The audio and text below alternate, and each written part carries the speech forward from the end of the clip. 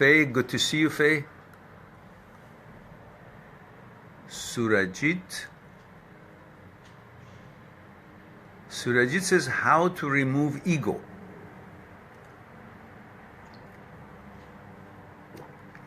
You know, let me tell you a short story before I answer this question. Nasir ad-Din was a Turkish philosopher from thousands of years ago. He was a very bright man, wise man, and he would travel all around different villages, different cities with his camel and the camel driver.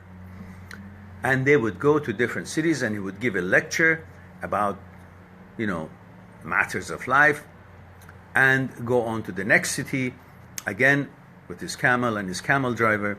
They would get to the next city and he would get the same speech, and as wonderfully people enjoy it, then they would go to the next city, and it takes days to get to the next city. And so they continued doing this for maybe 10, 11 different cities, and he gave the same speech. When they were about to reach the 11th city or the 12th city, outside of the city, their little village, they had camped with their camel, a little fire, and about to sleep. The camel driver said, what you do, Mullah, what you do, Nasir ad-Din, the great philosopher, is no big deal. I can give the same speech as you can. Of course, he's been hearing the same speech for the past 10 events, and so he knows it by heart now. So he can just simply say the speech and no problem. So he says, Nasir ad-Din, it's no big deal. I can give the same speech as good as you can. Nasir ad-Din says, okay, that's not a problem. Next city, they don't know me. So you come down, I will come down from the camel, you go up, sit on the camel, I'll be the camel driver, and you become Nasir ad-Din. He says, sure enough, no big deal. So now Nasir ad-Din is the camel driver, pulling the camel, and the camel driver is now sitting on the camel as Nasir ad-Din. They enter the city. So people, welcome them, and they go, and he goes on top of the stage, and Nasir ad-Din is taking care of the camel right beside the stage, and the camel driver, now posing as Nasir ad-Din, gives a speech as good as Nasir ad-Din himself, because he's been listening to it for the past 10, 11 nights, until he came to the question and answer period. So somebody asked the question, and of course the camel driver doesn't have the wisdom. He could just say it like parrot. And he looked around and he said he doesn't know the answer. He says, well, this question is so simple, so easy, that even my camel driver can answer it. So come here and answer it. So now, this question of yours is so easy, I'm looking for my camel driver, if I can find him here, because this is not an easy question. However, having done this discussion, 10 other cities, I may be able to help. Hang up. First, let's understand what ego is. Is ego something in the genes? Is ego something that is part of our material process in the brain? Is it already programmed in our genes? Well, I believe that ego never existed. There's no truth to ego. Ego is a program. Through conditioning, through the environment that we are raised, through our childhood, we are taught, not purposely, but through the interactions that we receive from our parents and teachers and so on and so forth, the ego is created. Everybody that compared us. Look at so-and-so's son. He got an A in math. The teacher says, oh, good boy, or good girl. Very good, but so-and-so did a very good job. Everybody see, so-and-so has done a very good job. Very good. Look, he's got a, B, or he can run so fast. Or can anybody run as fast as he does? Can anybody be as good at, respectful or disciplined kid as he can be? We've always been compared with auntie's son or uncle's son, and the mother said, look at so-and-so, how good she is, how good he is, and why don't you learn to be like him? Why don't you... All these competitions created some kind of a feeling in us that we want to be more. We're not enough.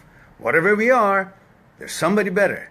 And the whole purpose of my existence to be counted and considered is if I can be better than somebody. Not that I can be better than what I was yesterday, I got to be better than somebody else. So always the measuring unit came from outside of me. So it was always something for me to reach. I wasn't enough. I had to go for something more. And this began to be like a rabbit doll stuck to the end of the stick and connected to the dog's body in front of him, and the dog is running and never going to reach that rabbit that is hanging in because in front of him it keeps going.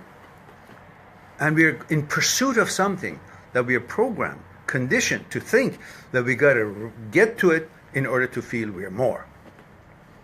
That was a beginning of ego programming, but that created that feeling for me that I got to have this, I got to be better or bigger, I got to have this recognition, I got to have, we have many people around the world that they happen to become part of some important positions, and the ego is interfering with their correct way of thinking about the world and how things should be.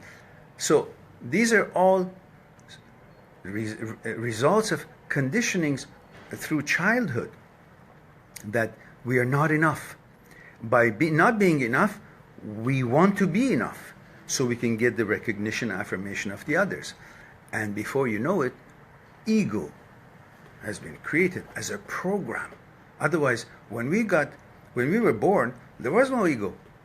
We only had the instincts of survival and nothing else. The way we learned how to think came from the experiences that became knowledge, and action became experiences, and the knowledge was recorded in the memory. From the memory, a new thought is born. From that thought, action, experience, knowledge became added to the memory again. And that formed eventually our consciousness. And from the field of the known, the consciousness, what's in the memory, thought is born. And all these conditionings to be in our experiences and knowledge and the way they interacted with us and so on, becoming part of our consciousness. Part of it was this whole business of you got to be better, the other one is better than you, creating that desire to be more than what we are, as if we are not enough. The ego was born. And that ego is a conditioning. So all you have to do is to consider where ego comes from, understand that it is not part of you to be, it is something imposed upon you by bullying. If you really focus on it, not that they intended to bully us, but it's like they imposed this behavior or this thinking on us by having us, striving us to become better than the other kids, the other family's kids, so they would feel elated or bigger by having a child who's better than somebody else's child. So it all comes from their mentality through generations of this behavior. And then it ended up extending it to us, making us feel like we're responsible to be better so they would be happier and more pleased with us. So that became part of our conditioning eventually, and we didn't care about that we were doing it to please the parents or the teacher or whatever. We just wanted it now as part of us. Recognize this is not part of your natural state of being. It's just the conditioning and program that we have received. And for that reason, you can simply try and begin to not listen to what it is that is ego-driven.